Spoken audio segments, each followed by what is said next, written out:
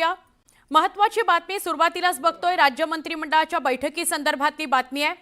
आज दुपारी 12 वाजता राज्य मंत्रिमंडळाची बैठक होणार आहे आणि या बैठकीत राज्यातल्या अतिवृष्टीमुळे नुकसान झालेल्या विषयावर चर्चा होणार आहे।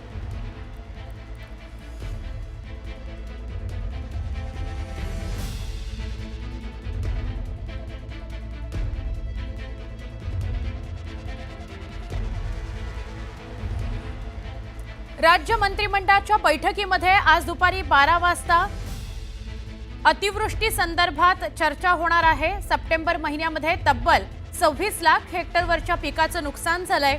बीड आणि अहिल्यानगर जिल्ह्यामध्ये प्रत्येकी 5.5 लाख हेक्टरपर्यंत नुकसान झालंय। खालोखाल जालना आणि सोलापूर जिल्ह्यांचा क्रमांक लागतो।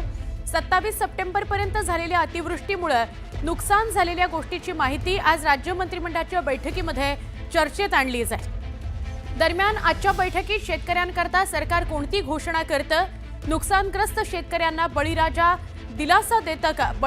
दिलासा देतं का, हे बघणं महत्त्वाचं ठरणार आहे। सरकारकडे सगळ्यांच्या नजरा लागलेल्या आहेत।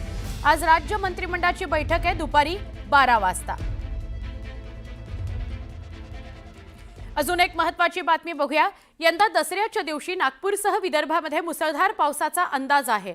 हवामान विभागानं हा अंदाज वर्तवलाय की दसऱ्याच्या दिवशी नागपूर आणि विदर्भाच्या काही भागात मुसळधार पाऊस पडेल।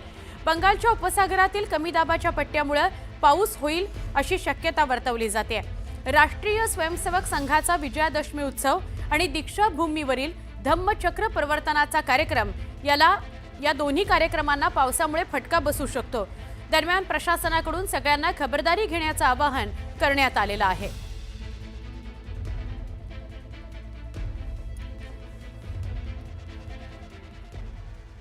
आता